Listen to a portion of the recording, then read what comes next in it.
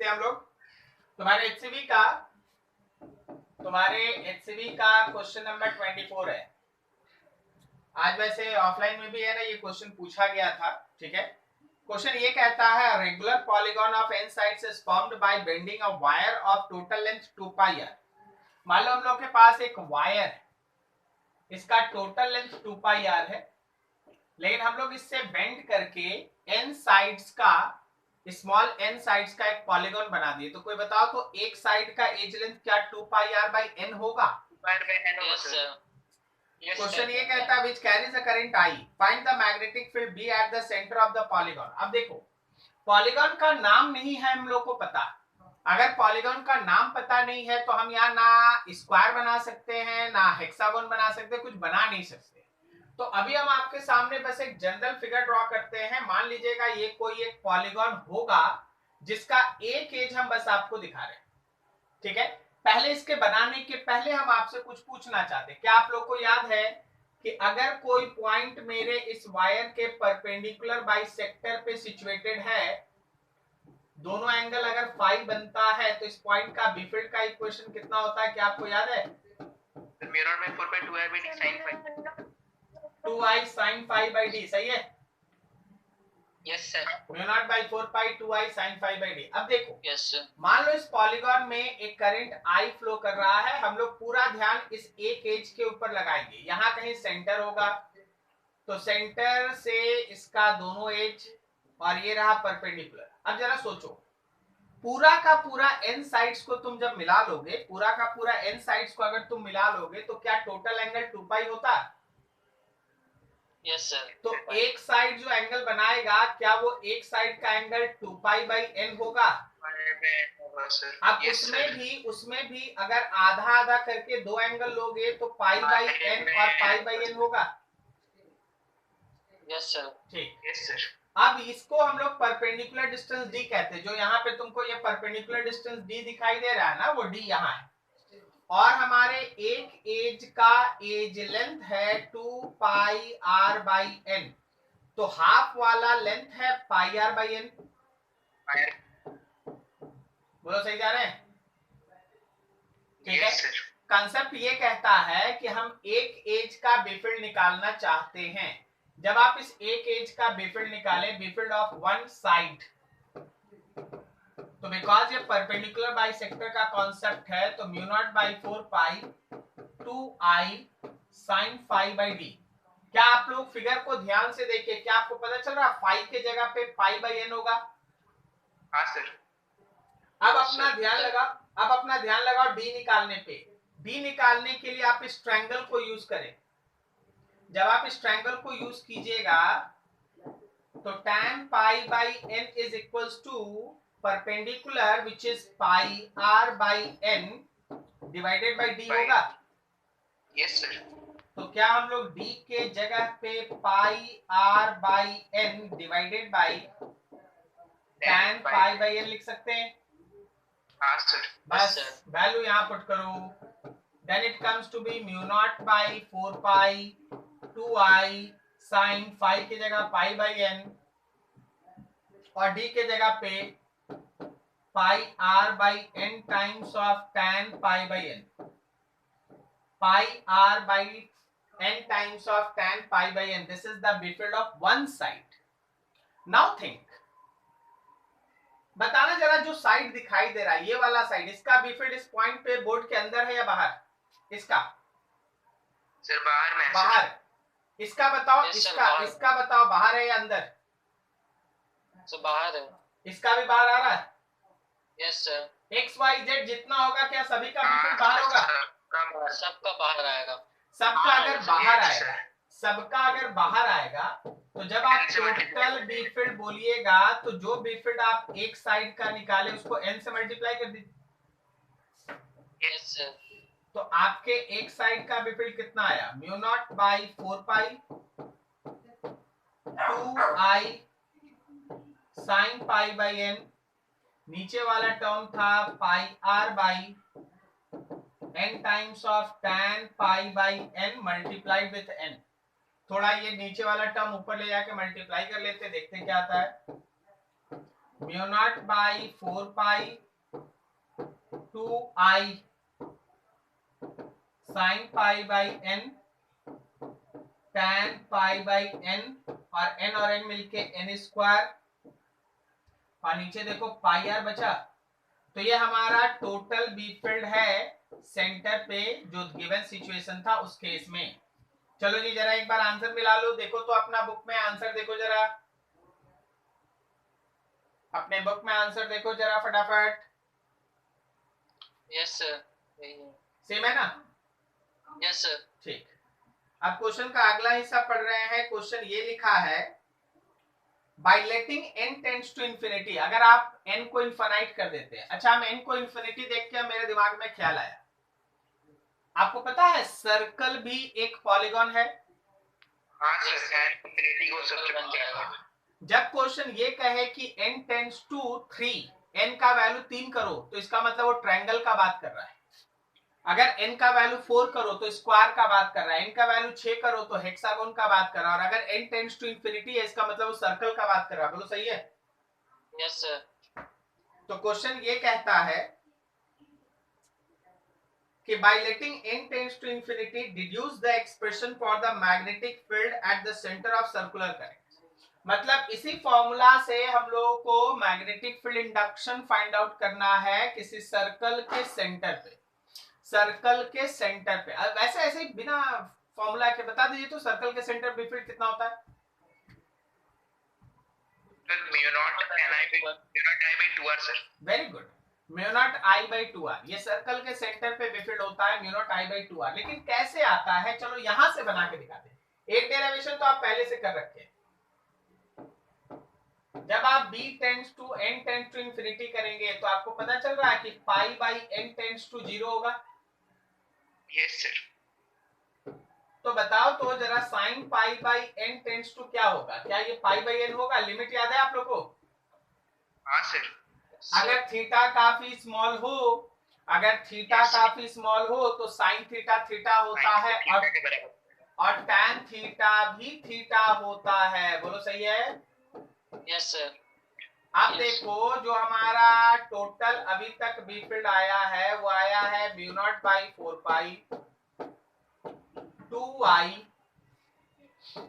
Sign pi by n into n square, फिर tan pi by n और नीचे था पाई r। ये पिछले स्लाइड में आपको दिखा यहाँ पर। चलो सही है?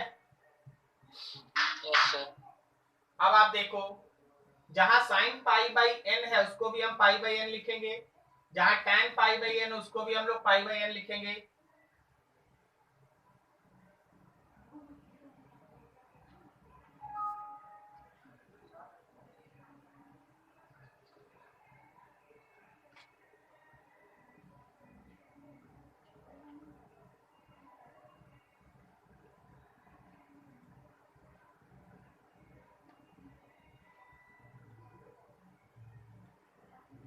हाँ, तो जहां tan पाई बाई n है उसको भी हम लोग पाई बाई n लिखेंगे। तो जरा गौर करना, क्या हम लोग इसको mu naught by 4 pi 2i यहाँ पे पाई बाई n स्क्वायर और फिर से पाई बाई n और नीचे पाई r ये आया। जरा अच्छे से सॉल्व कर लेते हैं। n और n मिलके n स्क्वायर कैंसिल, ये पाई और पाई इन दोनों पाई से कैंसिल और 2 से 4 कटा 2 टाइम से। देखो तो जरा ये mu not I by 2r आ रहा है। Yes sir. यस। एग्जैक्टली उतना ही आ रहा है जितना कि आप सर्कल के केस में किसी दूसरे मेथड से मैग्नेटिक फील्ड इंडक्शन डिराइव करके रखे थे। आपको याद है आप लोगों ने बार्ट लॉ की मदद से किए थे? Yes sir. हाँ सर। यस इस सर। मेथड से भी वही आ रहा है। ठीक है, यही था आपका क्वेश्चन। देख लीजिए अच्छे से, कहीं कोई डाउट हो तो बोलिए। पीछे कर दे क्या पिछला स्लाइड? देख लो। वैसे क्वेश्चन सब बहुत अच्छा है, तो जरा हम लोग पहले इसको ही सॉल्व करेंगे, बाद में अच्छे से देखो। पहले हम लोग ये अंदाज लगाएं कि 2 पाई आर लेंथ का पूरा वायर था तो एक साइड का कितना लेंथ होगा वो किए। पूरा n साइड्स मिलके 2 पाई एंगल बनाएगा तो एक साइड कितना एंगल बनाया। फिर वहां से हम फाई का वैल्यू निकाले, फिर वहां से परपेंडिकुलर का कैलकुलेशन किए, और फिर जो हम लोगों का एक साइड का था उसको लिखे, फिर सारे साइड्स के लिए देखे, जो एक दो साइड दिख रहा था उसके लिए देखे तो बेफिल्ड एक ही डायरेक्शन में आ रहा है, इसका मतलब बाकी सबका भी सेम डायरेक्शन में आएगा। तो फिर बी नेट के लिए आपको एक तरह से वेक्टर सम है ये, सॉल्व करके आंसर। Is this clear?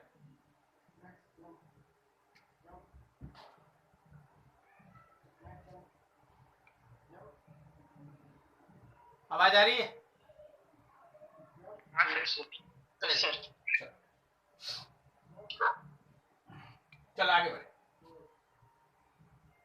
अगला क्वेश्चन,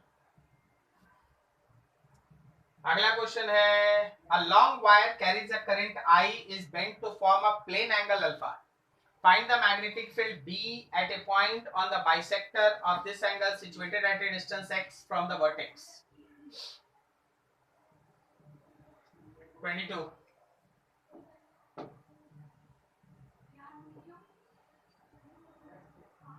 ये एक वायर है, इसमें इधर से करंट आया, इस पॉइंट पे मुड़ के इधर करंट निकल गया, और ये पूरा का पूरा एंगल बनता है अल्फा। ठीक है, करंट है I। बोला गया कोई एक पॉइंट है जो इस वर्टेक्स के बाइसेक्टर पे सिचुएटेड है, और वर्टेक्स से x डिस्टेंस पे, वर्टेक्स से कितने डिस्टेंस पे है? X एक्स डिस्टेंस पे। हम लोग को इसी पॉइंट पे इस पूरे करंट कैरिंग कंडक्टर की वजह से जो बेफिल्ड है वो निकालना है। अब हम आपसे कुछ पूछ रहे हैं, मान लीजिए इस पोर्शन को 1 कह लीजिए, इस पोर्शन को 2 कह लीजिए। क्या दिए गए पॉइंट के लिए 1 और 2 का मैग्नेटिक फील्ड एक ही डायरेक्शन में है या अपोजिट में? सर एक ही डायरेक्शन में है। बोर्ड के बाहर है या बोर्ड के अंदर है? सर से बाहर है। बाहर के बाहर है सर। अच्छा, अब दूसरा क्वेश्चन जो आपको खुद से भी बात करना चाहिए, जब इस तरह का न्यूमेरिकल मिले ना तो ये सब बातें खुद से करो। अच्छा बताओ, क्या ये दोनों वायर के लिए पी पॉइंट आइडेंटिकल है या नहीं है? सर क्या पूछे? हम बोले इन दोनों वायर्स के लिए जो मेरा पी पॉइंट है वो आइडेंटिकल है या नहीं? आइडेंटिकल है। तो अगर एक का निकाल दें तो नेट के लिए 2 से मल्टीप्लाई कर देंगे। सर पिछले क्वेश्चन में हम लोग यही किए थे ना, एक के लिए निकाल के n से मल्टीप्लाई कर दिए थे। Yes sir. तो इस बार भी वही करने जा रहे हैं। पूरा ध्यान लगाओ एक पे। तुम बताओ किसको बनाना चाहते हो, 1 को बना के 2 से मल्टीप्लाई करोगे कि 2 बना के 2 से मल्टीप्लाई करो? जो बोलोगे वही बना देंगे। सर 2 निकाल। पॉइंट से ही बना दीजिए सर। लो, एक को बोलेगा 2, एक को बोलेगा 1। सर जिसका क्वेश्चन उसी का सुन लीजिए सर, हम बना चुके हैं सर ये वाला। किसका है? बोलो जी, कितना अच्छा बोला इसका। 2 वाला कर देना। ठीक, यस सर। देख, सबसे पहले आपको सॉल्व करने के लिए क्या चाहिए? तो सॉल्व करने के लिए आपका चाहिए mu naught by 4 pi I by D. याद करो साइन फाई 1 और साइन फाई 2 यही दो चीज होता है ना। तो आपको I दे दिया है, म्यू नॉट बाई 4 पाई पता होता है, D चाहिए, फाई 1 और फाई 2 यही 3 चीज तो चाहिए सॉल्व करने के लिए। सबसे पहले पॉइंट से कंडक्टर पे परपेंडिकुलर डाल दो, यही D है। अब ये एंगल क्या अल्फा बाई 2 है?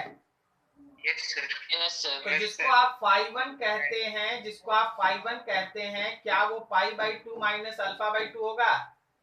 तो चलो भाई, आपके लिए फाई 1 का वैल्यू हो गया pi by 2 minus alpha by 2। अच्छा, जिसको आप फाई 2 कहते हैं उसके लिए क्या ये पैरेलल जाके, तो क्या वो 90 होगा? समझ रहे हो जी जिनका डाउट है? Yes sir. चलिए अब डी के बारे में सोचिए। डी के बारे में सोचिए, इस राइट एंगल को देखिए, डी मिल जाएगा। यहाँ x है, यहाँ का एंगल है पाई बाई 2। अच्छा छोड़ो ना, यहाँ पे एंगल है ना पाई बाई 2। हमको डी चाहिए। अगर हमको डी चाहिए तो हाँ, इसको भूल जाओ, थोड़ी देर के लिए इसको भूल जाओ। अब बताओ इन तीनों को मिला के कौन सा ट्रिग्नोमेट्रिक रेशियो काम आएगा? x sin phi by 2। Sine theta sine phi by 2 is equal to perpendicular by hypotenuse. तो आपको जो डी चाहिए, क्या उसकी जगह पे x of sine alpha by 2 लिख सकते हैं? Yes sir. वो तो दिया, सबका वैल्यू पुट कर लो। that B field of one side will be equals to mu naught by 4 pi I by D के जगह पे x sin alpha by 2 bracket में sin phi 1 के जगह पे pi by 2 minus alpha by 2 और plus phi 2 के जगह पे pi by 2। इसको आप सब डाटा पुट करके सिंप्लीफाई कीजिएगा। लेकिन जब आप बीनेट का आंसर फाइनल आंसर दीजिएगा तो आपको इसको 2 से मल्टीप्लाई भी करना पड़ेगा। सही है? Yes sir, 2 of B। दोनों का मैग्नेटिक फील्ड सेम डायरेक्शन में है तो it should be added together. तो आप 2 से मल्टीप्लाई कीजिएगा तो बीनेट मिल जाएगा। Is this clear? Yes sir. चलिए ठीक है शाहिद, देख लो अच्छे से। किसी को कोई डाउट है पूछ लो, कोई भी डाउट। देखिए इतना जल्दी मत समझिए, थोड़ा समय लीजिए यार आप लोग, ठीक है? कहीं क्रॉस क्वेश्चन कीजिए, कुछ बात कीजिए। क्वेश्चन में लिखा है 40 नंबर है जी आपके एचसीबी का 40 नंबर।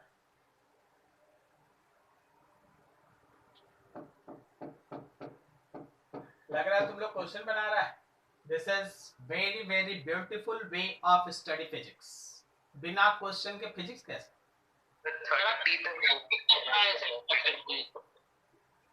लिखा है a circular loop of radius r carrying a current I is held at the center of another circular loop of radius capital R much greater than small r radius carrying a current I.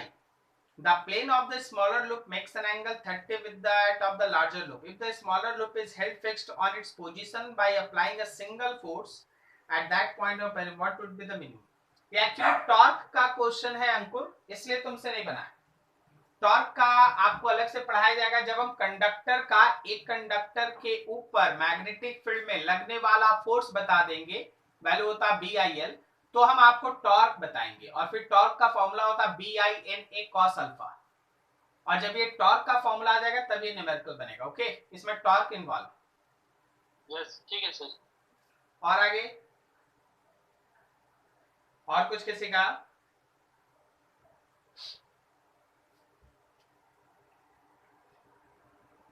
है क्या sir? एक और sir अभी भेजे, जल्दी करो।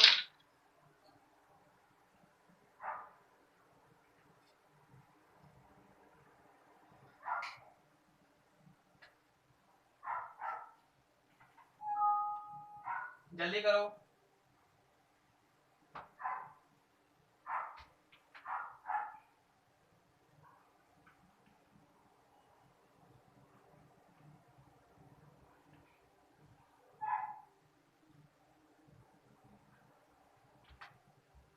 बोलो जी।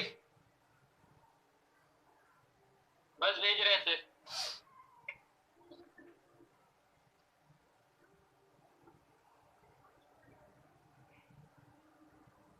Group पे भेजना, ग्रुप में। बहुत अच्छे से।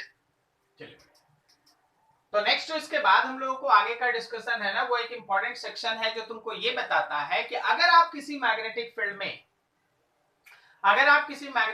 में किसी चार्ज को बाहर से प्रोजेक्ट करते हैं, अगर आप किसी मैग्नेटिक फील्ड में किसी चार्ज पार्टिकल को बाहर से फेंकेंगे, ध्यान रखिए वो कभी भी कंप्लीट सर्कल रोटेट कर ही नहीं सकता। सर क्या बता रहे हैं सर? जरा देखिए, सब कोई ध्यान से देखिए और मेरे एनालिसिस को समझिए, ठीक है? अगर आप किसी चार्ज पार्टिकल को, if any charge particle is projected in magnetic field from outside, it never completes whole circle. It never completes whole circle in magnetic field. Sir क्या बता रहे हैं सर? जरा गौर से सुनना। तो सर ये सब क्या फिगर बना के रखे हैं? अरे यार, जो पिछले दिन तक तुम पढ़ाई कर रहा था या जो हम शुरुआत से आपके सामने फिगर बना के रखे हैं, उस फिगर को भी चलिए आपके सामने एक बार फिर से सामने ले आते हैं, बीच में ले आते हैं। देखिए जरा, इस केस में कोई चार्ज पार्टिकल बाहर से नहीं फेंका गया। इस केस में चार्ज पार्टिकल यहां था, उसको आप एक वेलोसिटी दिए, वो यहीं पे घूमने लगा, मैग्नेटिक फील्ड में पहले से रखा था और उसके बाद घूमने लगा। बोलो सही है? Yes sir. हम ये बात कर रहे हैं कि अगर आप किसी चार्ज पार्टिकल को पहले मैग्नेटिक फील्ड के बाहर रखेंगे, उसके बाद आप उसको मैग्नेटिक फील्ड में प्रोजेक्ट करेंगे। जैसे मान लो हमारे पास ये एक रीजन है, यहां से एक रीजन है, ऊपर में एक मैग्नेटिक फील्ड का रीजन, ये मैग्नेटिक फील्ड का रीजन है तुम्हारे पास एक अच्छा सा, ये एक मैग्नेटिक फील्ड का रीजन है। आप इसमें किसी चार्ज पार्टिकल को बाहर से थ्रो कर दिए। जब आप इसमें चार्ज पार्टिकल, मान लो एक एंगल पे चार्ज पार्टिकल को आप है ना v वेलोसिटी से प्रोजेक्ट किए, तो जब आप मैग्नेटिक फील्ड में बाहर से चार्ज पार्टिकल को प्रोजेक्ट कीजिएगा तो ये इसके अंदर पूरा सर्कल नहीं बना पाएगा। हम बस यही बोल रहे हैं। सर कैसे, बताइए जरा। देखिए, जैसे ही इस पॉइंट पे इंटर करा बी फील्ड पे, क्या फोर्स इस वेलोसिटी के परपेंडिकुलर डायरेक्शन में काम करेगा? Yes sir. तुम बताओ ऊपर काम करेगा फोर्स की नीचे? सर ऊपर काम करेगा। देखिए ये बी फील्ड, ये वेलोसिटी पाम इधर आया, तो मैग्नेटिक फोर्स कहीं इधर होगा। ये मैग्नेटिक फोर्स सेंट्रीपिटल फोर्स होता है, तो इधर ही कहीं सेंटर होगा। इसको आप सेंटर मान लीजिए ना, तो ये सर्कल बनेगा। थोड़ा गड़बड़ सर्कल बन गया, सर चार्ज तो सर्कल नहीं बनाएगा। कौन बोला चार्ज सर्कल नहीं बनाएगा? कौन बताया तुमको? कौन बोला तुमको चार्ज सर्कल नहीं बनाएगा? अरे बोला कि होल सर्कल नहीं बनेगा।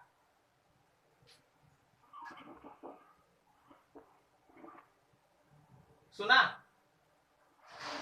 हाँ सर। छोटा सर्कल नहीं बनेगा।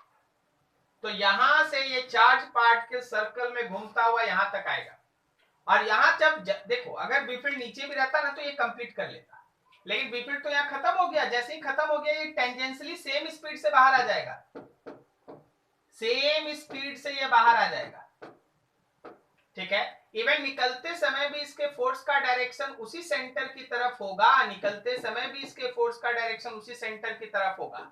So what I am saying ना, हम ये बिल्कुल नहीं बोल रहे हैं कि चार्ज सर्कल नहीं करेगा, चार्ज सर्कुलर पाथ ही फॉलो करेगा। चार्ज जब भी मैग्नेटिक फील्ड में मूव करेगा, हमेशा ध्यान रखना, चार्ज जब भी मैग्नेटिक फील्ड में मूव करेगा हमेशा सर्कल बनाएगा। लेकिन सर्कल का आर्क बनेगा कि कंप्लीट सर्कल बनेगा, ये इस बात पे डिपेंड करता है कि मैग्नेटिक फील्ड में चार्ज का पोजीशन कैसा है, और वो बाहर से फेंका गया है या अंदर में ही था फिर प्रोजेक्ट किया गया। क्या मेरी बात समझ में आई? यस। तो इस केस में ये चार्ज पार्टिकल इस तरह से सर्कुलर पाथ, हम तो एक बात बता रहे, मैग्नेटिक फील्ड में चार्ज सर्कुलर पाथ ही फॉलो करेगा। अब वैसे सिचुएशन में आपको एनालाइज करना पड़ता है कि बिकॉज ये बाहर से फेंका हुआ है तो ये कभी भी कंप्लीट सर्कल नहीं बनाएगा। बोल रहे कंप्लीट सर्कल, होल सर्कल नहीं बनाएगा। Is this clear? सर क्योंकि बी फील्ड तो खत्म हो जा रहा है। हाँ, बी फील्ड तो खत्म हो जा रहा है। तो ऐसे सिचुएशन में आपसे अगर कोई पूछ ले रेडियस क्या है, तो रेडियस तो वही है जो पिछले दिन पढ़ के गया। अच्छा, कंप्लीट सर्कल का अगर हम टाइम पूछ ले तो 2πm/dq होगा। लेकिन जरा सोचिए भाई, क्या ये पूरा सर्कल बनाया है? No sir. नहीं बनाया। हाँ सर। तो अगर हम पूछ ले कि ये कितने देर तक मैग्नेटिक फील्ड में था, या जिस पाथ को ये फॉलो किया उसमें समय कितना लगा, देखिए पूरा सर्कल होता तो इतना समय लगता, लेकिन पूरा सर्कल तो नहीं है ना। तो ऐसे केस में आपको थोड़ा समझना पड़ता है, मैं जो हम बोल रहे हैं उसको समझिएगा। मान लीजिए जैसे ये जो आर्क है, ये आर्क एंगल बनाता है सपोज अल्फा। अल्फा जो है वो angle of arc, angle of arc है। अगर ये एंगल ऑफ आर्क है तो time spent by charge in B field, B field में जो चार्ज टाइम स्पेंड किया that time will be equals to, जो भी अपना टाइम पीरियड था, टाइम पीरियड है वो अल्फा बाय 2π से मल्टीप्लाई करो। जो हमारा आर्क एंगल एंगल बनाएगा ना, उस आर्क के एंगल को टाइम अल्फा बाई 2 पाई से टी को मल्टीप्लाई कर देना, तुमको पता चल जाएगा कि आखिर मैग्नेटिक फील्ड के अंदर वो चार्ज पार्टिकल कितने देर तक रहा, या जो पाथ फॉलो किया उसमें कितना टाइम स्पेंड किया। क्या मेरी बात समझ में आ रही है? Yes sir. Yes sir. ठीक। तो हर चीज का एक प्रॉपर डाटा होगा, उस हिसाब से आप कैलकुलेशन करेंगे। सर अब ये क्या बोल दिए सर, प्रॉपर डाटा होगा उस हिसाब से कैलकुलेशन करेंगे। मान लो जैसे हम तुमको ये कह देते हैं, मान लो जैसे हम तुमको ये कह देते हैं कि देखो जी, शुरुआत में जो चार्ज पार्टिकल है वो जब इंटर कर रहा था तो मैग्नेटिक फील्ड के साथ 60 डिग्री एंगल बना के इंटर किया। तो अगर ये हम 60 दे दिए मान लो, तो क्या ये अपने आप से 30 बच गया? Yes sir. Yes sir. अच्छा ये 30 है तो ये भी 30 है। Yes sir. तो क्या यहाँ पे 120 है? Yes sir.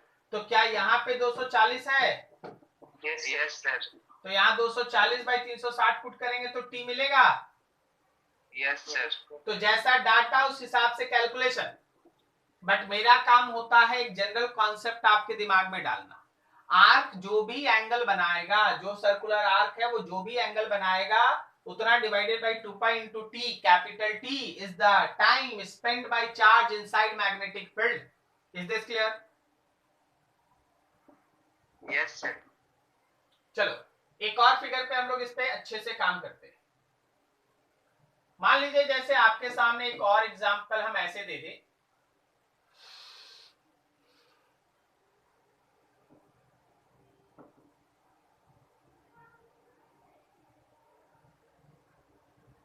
यहां पे एक मैग्नेटिक फील्ड,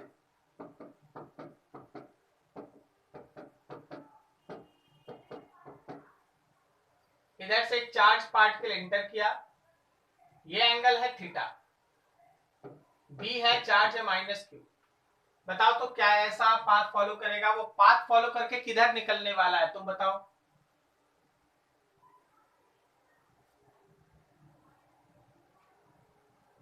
बोलो।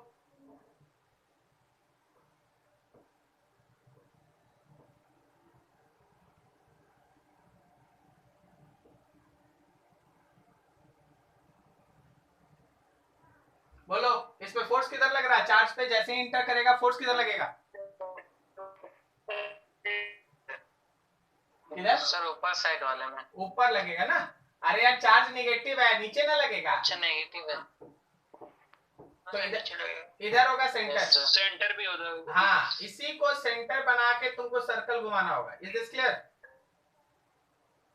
नहीं समझ सर। फोर्स समझे? फोर्स, हाँ सर फोर्स समझ। तो जिधर फोर्स है उधर सेंटर है। Yes sir. तो इस सेंटर को पकड़ोगे तो सर्कल, इस सेंटर को पकड़ोगे तो सर्कल ऐसे ही ना बनाओगे। अभी देखो यहाँ सेंटर है और यहाँ से हो तो सर्कल बनाने के लिए ऐसे ही नहीं घूमोगे। Yes sir. ठीक है, तो सर्कल है, सेंटर बनाना है, तो हम लोगों को ऐसे पाथ एक फॉलो करना पड़ेगा। ये, और यहां से फिर हम लोग निकलेंगे टेंजेंशियली v सेम स्पीड से। मतलब देखो हमेशा यहाँ पे जो बनने वाला चीज है ना वो एक आइसोसेलेस ट्रायंगल होता है। निकलते समय भी फोर्स का डायरेक्शन होगा सेंटर की तरफ, इंटर करते समय भी फोर्स का डायरेक्शन होगा सेंटर की तरफ। ये पाथ फॉलो किया, बोलो सही है? अच्छा इस केस में अगर हम तुमसे पूछ दे कि बताओ भाई टाइम कितने देर तक वो स्पेंड किया हमारे इस रीजन के अंदर। देखिए हम एक जगह थीटा दिए हैं, आपको सोचना पड़ेगा, आर्क का एंगल सोचना पड़ेगा आपको, इस बार आर्क का एंगल सोचना पड़ेगा। बोलो बोलो फटाफट। यहां थीटा, तो क्या ये 90 माइनस थीटा है? Yes sir. फिर से ये एंगल थीटा है, थीटा है सर। उसी तरह ये एंगल भी थीटा आएगा। Yes sir. तो आर्क का जो सेंटर पे एंगल बन रहा है क्या वो पाई -2 थीटा है? Yes yes sir. तो आपके टाइम का फॉर्मूला होगा capital time into pi -2 theta by 2 pi. तो t is equals to time period का फॉर्मूला पढ़े 2 पाई m बाई bq, और फिर pi minus 2 theta by 2 pi, this is your answer. ये तुम्हारा आंसर है। Is this clear? Yes sir. Sir तो हमेशा ध्यान रखिएगा, अगर आप मैग्नेटिक फील्ड के बाहर से किसी चार्ज को मैग्नेटिक फील्ड में प्रोजेक्ट करते हैं तो वो कभी भी पूरा सर्कल रोटेट कर ही नहीं सकता। अच्छा, एक ऐसे ही छोटा मोटा फिगर हम आपसे पूछना चाहते हैं। मान लीजिए मैग्नेटिक फील्ड ऐसा है, ये रीजन है मैग्नेटिक फील्ड का, और आप एक चार्ज को ऐसे सीधा फेंकेंगे, तो जब आप सीधा फेंकिएगा तो ऐसे घूम के बाहर आएगा। Yes sir. ठीक है, तो सीधा फेंकिएगा तो ऐसे सेमी सर्कल बन जाएगा। अगर आप किसी एंगल पे फेंकिएगा तो एंगल के हिसाब से सोचिए, ये भी देखिए किसी एंगल पे था, ये भी देखिए किसी एंगल पे था। यहाँ चार्ज पॉजिटिव था तो पॉजिटिव के हिसाब से सोचे, यहाँ पे चार्ज नेगेटिव था, नेगेटिव के हिसाब से सोचे, यहाँ सीधा इंटर किया तो उसके हिसाब से सोचे। बाहर से फेंकेंगे मैग्नेटिक फील्ड में, घूमेगा सर्कल पे, लेकिन पूरा कंप्लीट सर्कल नहीं बनाएगा। Is this clear? चलिए, तो ये एक पोर्शन था चार्ज पार्टिकल का। जब आप मैग्नेटिक फील्ड में मोशन डिस्क्राइब करेंगे, you have to think like that. जितना न्यूमेरिकल, जितना भी क्वेश्चन है आप करें, अगले दिन हम इस क्वेश्चन के ऊपर आएंगे। इस टॉपिक से सिलेक्टेड क्वेश्चन होगा जिसपे हमारा काम होगा। ये टॉपिक यहाँ पे खत्म होता है जब आप किसी मैग्नेटिक फील्ड के परपेंडिकुलर डायरेक्शन। ये टॉपिक था क्या? ये टॉपिक क्या था जो इतना बड़ा सेक्शन चला पिछले दिन और आज दोनों दिन चला? आखिर इसमें था क्या? इसमें था कि अगर आप किसी चार्ज पार्टिकल को मैग्नेटिक फील्ड के परपेंडिकुलर फेंकेंगे, velocity must be perpendicular to B field.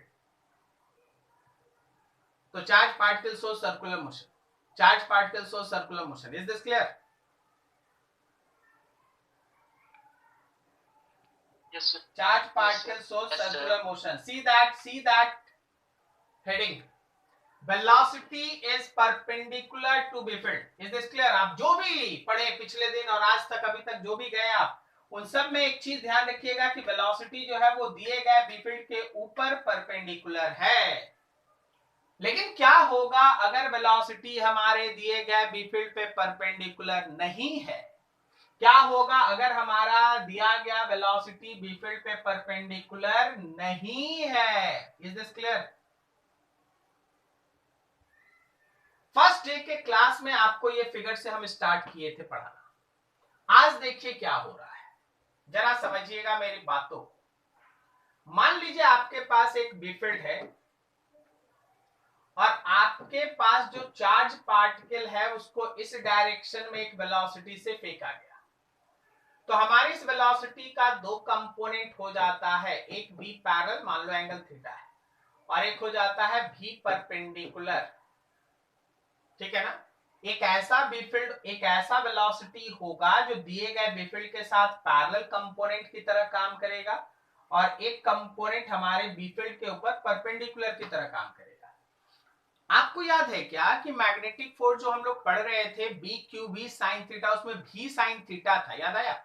Magnetic force में बी क्यू भी साइन थीटा था। भी साइन थीटा मतलब वेलोसिटी का परपेंडिकुलर वाला कंपोनेंट। Is this clear? अगर आप इसी स्लाइड को एकदम फर्स्ट क्लास में ले जाना चाहते हैं तो आप इस चीज को जरा देखिए। क्या यहाँ पे आप नीचे देख रहे हैं भी परपेंडिकुलर, ये वाला रीजन?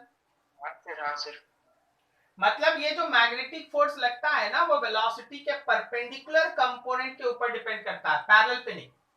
मतलब वेलोसिटी का जो परपेंडिकुलर कंपोनेंट है ना, उसी की वजह से चार्ज पार्टिकल पे लगता है मैग्नेटिक फोर्स।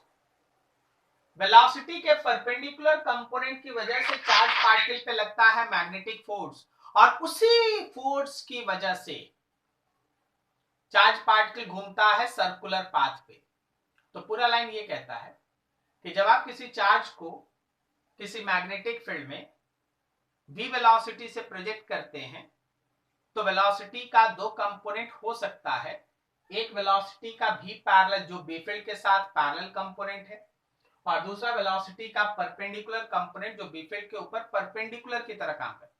जो वेलोसिटी का परपेंडिकुलर कंपोनेंट है उसकी वजह से चार्ज पार्टिकल पे मैग्नेटिक फोर्स लगता है और चार्ज पार्टिकल सर्कुलेट होता है। उसके सर्कल में घूमने का रिस्पॉन्सिबिलिटी किस कंपोनेंट के ऊपर है? सर परपेंडिकुलर वाला वेलोसिटी परपेंडिकुलर वाला perpendicular कंपोनेंट, velocity. ठीक। तो ये परपेंडिकुलर वाला कंपोनेंट उसको सर्कुलेट करता है। तो फिर भी पैरेलल क्या करता है?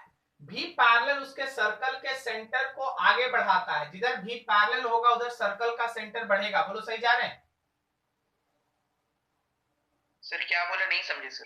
हम ये बोले कि भी परपेंडिकुलर के कारण सर्कुलेट होता है, करेक्ट। लेकिन जो भी पैरेलल है ना, उस कारण से सर्कल का सेंटर भी पैरेलल के डायरेक्शन में आगे बढ़ता। बोलो समझा? यस सर समझ गए।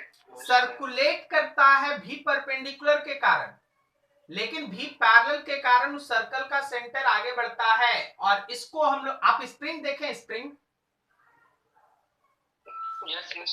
देख रहे हो? यहाँ स्प्रिंग बना हुआ है, ऐसे ऐसे घूम रहा है, देखो ऐसे घूम रहा है, सर्कल का सेंटर ऊपर भी जा रहा है। बोलो जा रहा कि नहीं?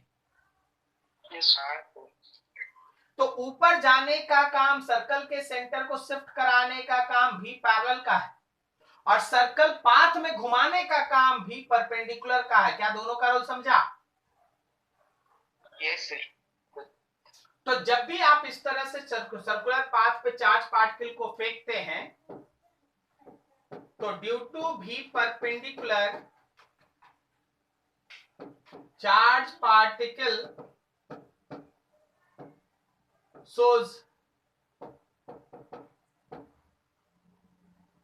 circular motion, and due to B parallel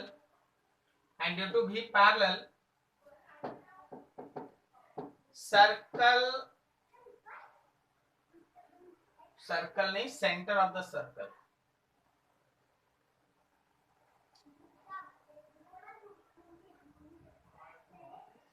due to B parallel center of circle shifted in direction of B parallel. Combined motion, अब दोनों को मिला दो, कंबाइंड मोशन के बारे में सोचो। Combined motion is helical path is called helix. Combined motion helical कहलाता है। जो स्प्रिंग लाइक जो मोशन आपके सामने होता है उसको आप हेलिकल मोशन कहते हैं, और आप उस पाथ को, जिस पाथ को ये फॉलो करता है उसको आप कहते हैं helix. Helical path, helical motion, और जो पाथ फॉलो किया वो कहलाया हेलिक्स। क्या तुमको समझ में आ रहा वर्ड्स? Yes sir. किसकी वजह से वो सर्कुलेट होता है? कौन से वेलोसिटी कंपोनेंट की वजह से सर्कुलेट होता है? सर वे पैरेलल कंपोनेंट परपेंडिकुलर। भी परपेंडिकुलर की वजह से ना सर्कुलेट होता है। यस सर, पैरेलल की वजह से डायरेक्ट। भी परपेंडिकुलर की वजह से सर्कुलेट होता है, और भी पैरेलल की वजह से सर्कल का सेंटर शिफ्ट करता है। बोलो सही जा रहे हैं? सर वी पैरेलल का डायरेक्शन सेंटर। ठीक, अब सुनो, जो यहाँ पे हेलिकल पाथ है, हेलिक्स है, उस हेलिक्स में 3-4 पैरामीटर होता है। सबसे पहला रेडियस होता है, टाइम पीरियड होता है, और तुम्हारे लिए एक नया चीज होता है, दैट इज कॉल्ड पिच। यहाँ देख रहे हो P लिखा हुआ है, ये P है, पिच क्या है दिखाते। पहले यहाँ रेडियस। अच्छा, रेडियस होता है mv/b³, याद है? Yes sir. mv/b³ यहाँ भी होता है, लेकिन आप वेलोसिटी का बस वही कंपोनेंट लीजिएगा जो हमारे बी फील्ड पे परपेंडिकुलर हो। कौन सा कंपोनेंट लोगे? सर परपेंडिकुलर वाला। आपको पैरेलल वाले से कोई मतलब नहीं है। रेडियस के लिए केवल और केवल आप भी परपेंडिकुलर लीजिएगा, उसके बेसिस पे रेडियस निकालिए। टाइम पीरियड तो वेलोसिटी पे डिपेंड करता ही नहीं है, 2πm/b³। ठीक है, रेडियस हो गया m इंटू भी perpendicular by b³, time period हो गया 2πm/b³, और उसके बाद आता है पिच। अब ये पिच क्या होता है जरा गौर करना। आप लोग कभी स्क्रू, नट इस सबको कसे हैं? Yes sir. देखिएगा, अगर आप एक सर्कल उसको कंप्लीट घुमाइएगा ना तो उसका उसका जो थ्रेड है वो थोड़ा आगे खिसक जाता, बोलो है कि नहीं? हाँ सर। जैसे मान लो, जैसे इसको देखना अच्छे से, हाँ दिखाई दे रहा है, यहाँ पे इसका टिप देखना, ठीक है। जब हम इसको एक बार ऐसे टाइट करेंगे तो ये सेंटर थोड़ा आगे खिसक जाएगा, आगे खिसका ना। यस तो सर। एक सर्कल घूमते घूमते जितना आगे खिसकता है उसको पिच कहते हैं। आपको स्क्रू गेज में भी पिच बताया गया था, याद आया?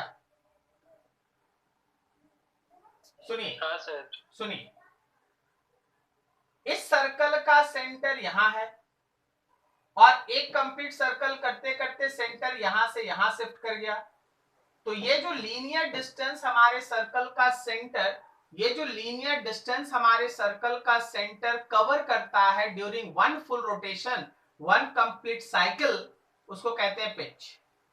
अब बताओ, क्या ये पिच भी पैरेलल के ऊपर डिपेंड करेगा और टाइम लगेगा टी? ये तो एक डिस्टेंस है ना, ये तो एक डिस्टेंस है भाई, सर्कल के सेंटर का डिस्टेंस है। तो distance is equals to velocity into time. अब वेलोसिटी का कौन सा कंपोनेंट है जो सर्कल के सेंटर को शिफ्ट करा रहा है? बोलो कौन करा रहा है? सर भी पैरेलल। भी पैरेलल। और उसको एक सर्कल रोटेट करने में समय कितना लग रहा है? टी के बराबर। तो क्या हम लोग इस पिच को भी पैरेलल इनटू टी लिख सकते हैं?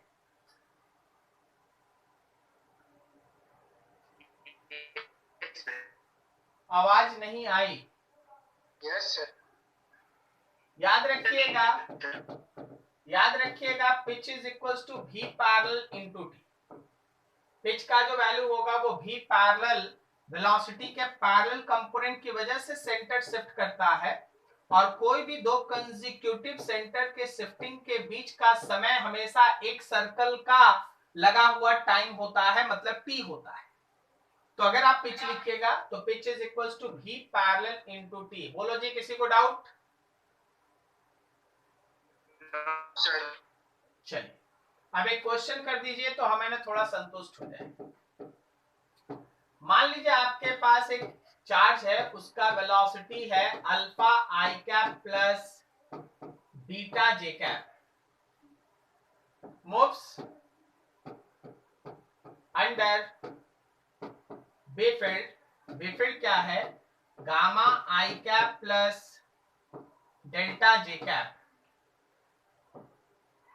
नहीं, केवल गामा आई कैप रखते हैं, केवल गामा आई कैप रखते हैं, gamma I cap. Then find first path of charge particle. आपको बताना है कि चार्ज पार्टिकल कौन सा पाथ फॉलो करेगा। दूसरा रेडियस उसका बताना है। थर्ड उसका टाइम पीरियड बताना है। और फोर्थ बताना है पिच। चलो बनाओ इसको फटाफट, सॉल्व करो फटाफट।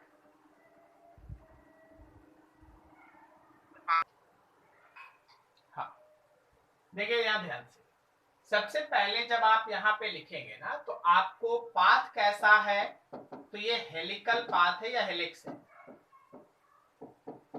ये कैसे पता चला? क्योंकि वेलोसिटी का दोनों कंपोनेंट है, एक कंपोनेंट है जो बी फील्ड के साथ पैरेलल है और एक कंपोनेंट है जो बी फील्ड के ऊपर परपेंडिकुलर है, लाइक दैट। दूसरा चीज जो आपके सामने था वो रेडियस था। रेडियस में होता है एम भी का perpendicular by B Q, M भी का परपेंडिकुलर बाई बी क्यू। तो ये एम एम है, भी का परपेंडिकुलर, इसमें से कौन सा अल्फा और बीटा में कौन है परपेंडिकुलर पार्ट? बीटा, बीटा है ना। अरे देखो आई कैप पैरेलल हो गया तो जे कैप हो गया ना परपेंडिकुलर, और साथ में बी इंटू क्यू। आवाज आ रही है मेरी? Yes sir. ये रेडियस था। थर्ड है time period 2 pi M by B Q, और फोर्थ है पिच। जब आप पिच लिखते हैं तो भी का पैरेलल को टाइम से मल्टीप्लाई कीजिएगा। भी का पैरेलल कौन सा कंपोनेंट है? सर ये अल्फा। और टाइम पीरियड कितना आ गया आपका? 2 pi M by B Q. Is this clear? 2 pi m by bq। समझ में आ रहा है कि कब किसको लेना है, कौन सा कंपोनेंट कब लेना है? ठीक है, ठीक है, देख लो, कहीं किसी को डाउट है तो बोलो। कोई डाउट है किसको तो बोलो फटाफट, नहीं ना?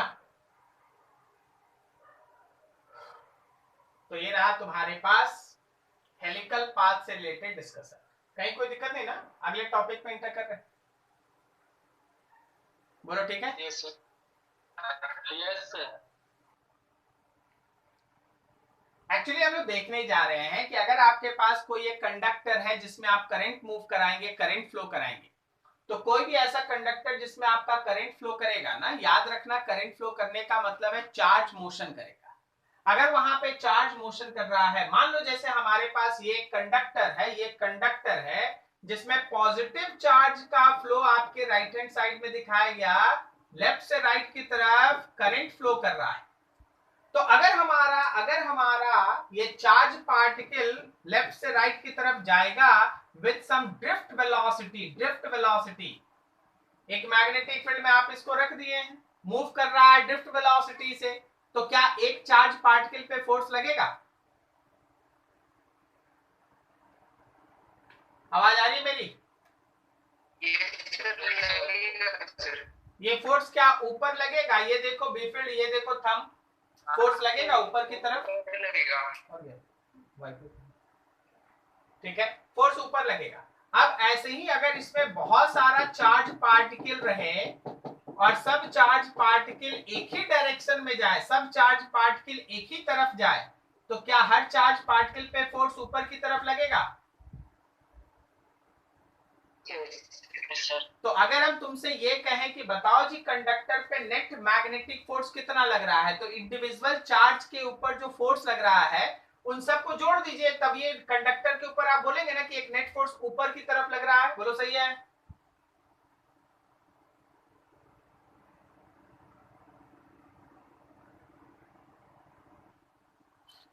तो देखो कह ये रहे थे कि अगर इस कंडक्टर पे कोई एक चार्ज है जो चार्ज राइट की तरफ मूव कर रहा है, तो सारा चार्ज जो राइट की तरफ मूव कर रहा है उन सभी पे पाम ऊपर की तरफ आएगा उसके मोशन की और बी फील्ड की वजह से, तो सभी चार्ज पार्टिकल पे फोर्स ऊपर की तरफ लगेगा। बोलो सही जा रहे हैं?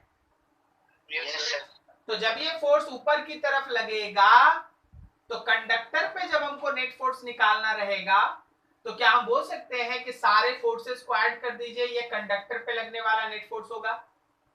Yes sir. Yes sir. अब सुनिए, हम डेरिवेशन भी आपका कर देंगे, अभी आप समझिए।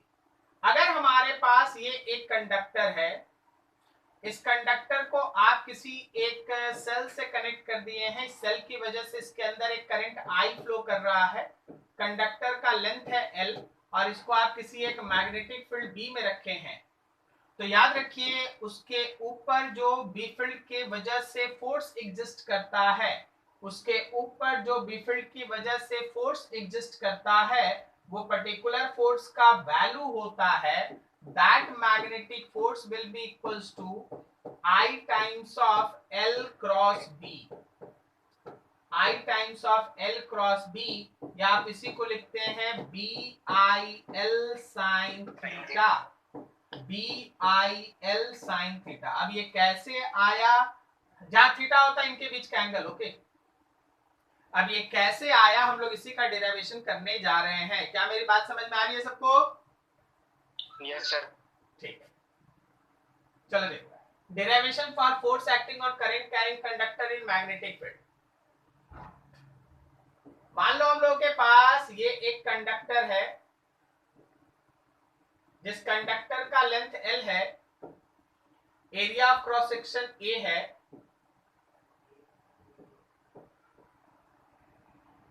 यहाँ पे पोटेंशियल V है, इस वजह से इसके अंदर में करंट फ्लो कर रहा है I। तो अगर ये करंट राइट की तरफ है, आप इसमें किसी इलेक्ट्रॉन को पकड़ेंगे तो इलेक्ट्रॉन लेफ्ट की तरफ ड्रिफ्ट करेगा। हाँ sir.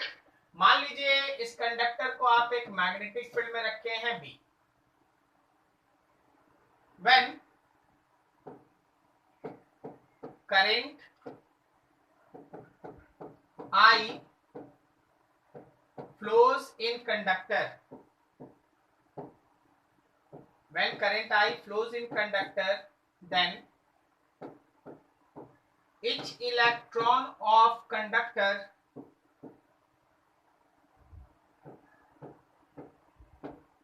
drifted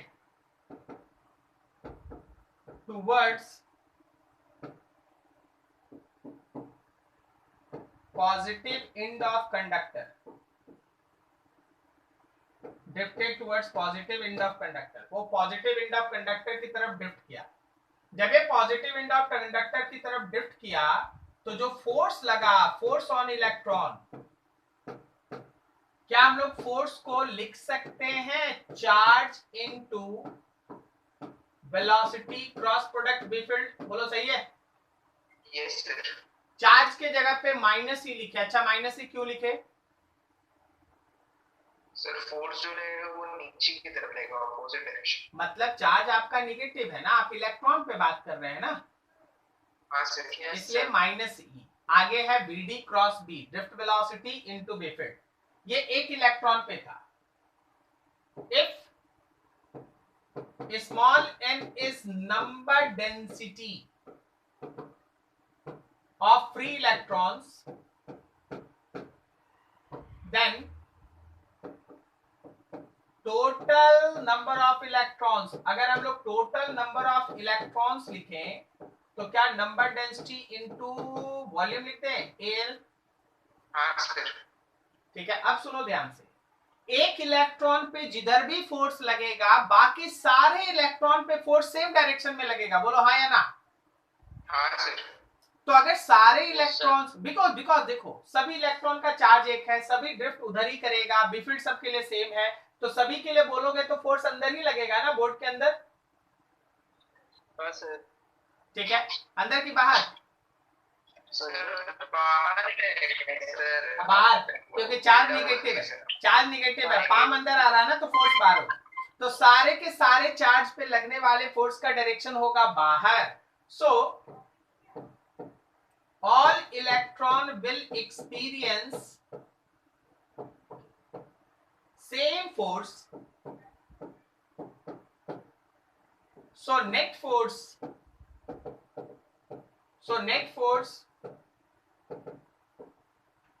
acting on conductor पे लगने वाला नेट फोर्स, कंडक्टर पे लगने वाला मैग्नेटिक फोर्स, एक इलेक्ट्रॉन का force into number of electron से मल्टीप्लाई। बोलो सही जा रहे हैं? अरे नहीं समझा लग रहा। Yes sir. एक इलेक्ट्रॉन का फोर्स निकाल लिए और उसको जितना भी नंबर ऑफ इलेक्ट्रॉन्स था, फ्री इलेक्ट्रॉन जो ड्रिफ्ट कर रहा था towards positive end of conductor से मल्टीप्लाई कर देंगे। हाँ सर। अच्छा, आज ऐसा बहुत बार आप काम कर लिए। देखिए, एक वायर में बी फील्ड निकाले और जितना था सबका सेम डायरेक्शन था तो नंबर से मल्टीप्लाई कर दिए थे। तो एक इलेक्ट्रॉन पे फोर्स निकाल लिए, सारे इलेक्ट्रॉन पे इतना ही फोर्स लगेगा और सभी का डायरेक्शन भी सेम है। तो अगर आप नेट फोर्स बोलिएगा कंडक्टर के ऊपर तो एक इलेक्ट्रॉन के फोर्स को नंबर ऑफ इलेक्ट्रॉन से मल्टीप्लाई कर दें। Yes sir. क्लियर है सबका? हाँ सर। तो यहां से अगर आप आगे बढ़ेंगे तो मैग्नेटिक फोर्स हुआ एक इलेक्ट्रॉन का force BD cross B multiplied with number of electrons. इसको थोड़ा एडजस्ट करके लिख लो। Magnetic force is equals to minus N E A L BD cross B. ये है तुम्हारे पास, इसको इक्वेशन 1 मानो। अब देखो ये पैरामीटर्स भी सही है और ये इक्वेशन भी 110% सही है, लेकिन आपका जो न्यूमेरिकल्स आता है ना उसमें आपको बीडी एन ई ए ये सब नहीं देगा, वो करंट बताएगा, करंट। तो इसको करंट के साथ रिलेट करना पड़ता है। अब करंट के साथ रिलेशन के लिए आप पहले से पढ़ रखे हैं drift velocity is equals to I by N E A, पढ़े हो? Yes sir. तो N E A into drift velocity is equals to I लिख सकते हैं। हाँ सर। अब दोनों तरफ आप L से मल्टीप्लाई कर दीजिए, दोनों तरफ आप L से मल्टीप्लाई कर दीजिए, दोनों तरफ आप L से मल्टीप्लाई कर दीजिए। अब सुनिएगा ध्यान से, आप याद कीजिए बायट-सबार्ट लॉ। बायट-सबार्ट लॉ में आपको बताया गया था कि IL करंट एलिमेंट कहलाता है और ये एक वेक्टर है, बोलो सही है? हाँ सर। अच्छा, Yes, IL जो वेक्टर है उसका डायरेक्शन किधर होता है? करंट की तरफ। हाँ सर। अब ड्रिफ्ट वेलोसिटी का डायरेक्शन करंट के अपोजिट में ना होता है? यस सर, करंट का ऑपोजिट में। तो देखा यहाँ पे ड्रिफ्ट वेलोसिटी में माइनस साइन लगा IL के बराबर। हाँ सर। क्या ये लाइन सबको समझ में आया कैसे लिखें? Yes sir. फिर से एक बार, सबसे पहले आप ये रिलेशन है ना करंट में पढ़ चुके हैं, drift velocity is equals to I by NEA, तो I is equals to NEA BD। अब दोनों तरफ L लाना था, दोनों तरफ L से मल्टीप्लाई किए, वेक्टरली लिखना था, तो करंट का जो डायरेक्शन होता है करंट एलिमेंट का वही डायरेक्शन होता है, मतलब IL। लेकिन वेक्टर में लिखोगे तो करंट का जो डायरेक्शन और ड्रिफ्ट वेलोसिटी का डायरेक्शन अपोजिट होता है, बोलो सही है? Yes sir. इसलिए जहां भी माइनस NEAL BD रहेगा वहां आप IL लिख सकते हैं, बोलो है या नहीं? हाँ सर। तो जरा इक्वेशन 1 को देख लो, माइनस NEAL BD है तो यहां से इधर सब हटा के IL लिख दें। Yes sir. yes sir. अच्छा, यहाँ काटा हुआ नहीं है, हाँ मेरे फिंगर से लग गया है। सो इक्वेशन 1 बिकम्स, तुम्हारा इक्वेशन 1 क्या हो जाएगा? मेरा इक्वेशन 1 हो जाएगा that magnetic force is equals to IL cross B।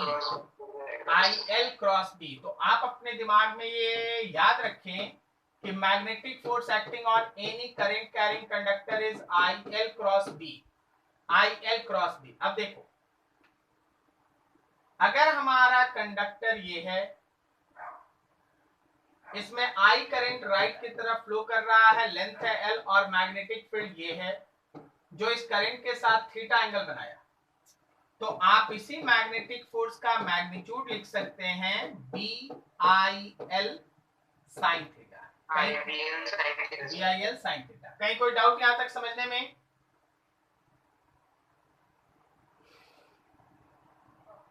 Very very important derivation for school, और न्यूमेरिकल के लिए हम अगले दिन आपको दिखा देंगे, इसमें कुछ 3-4 पॉइंट पढ़ाएंगे, उसके बाद फिर से आपको एक बंच मिल जाएगा जो आप क्वेश्चन पूछ रहे थे आज, वो सब उसके अंदर है ना यूज हो जाएगा।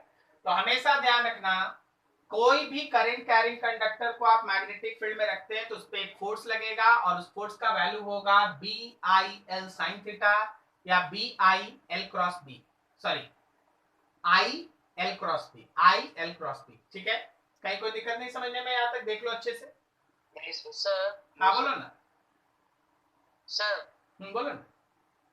सर उस कंडक्टर का अपना भी एक भी फील्ड होगा ना? हाँ बिल्कुल होगा। तो वो फोर्स पे इफेक्ट नहीं करेगा? नहीं करेगा।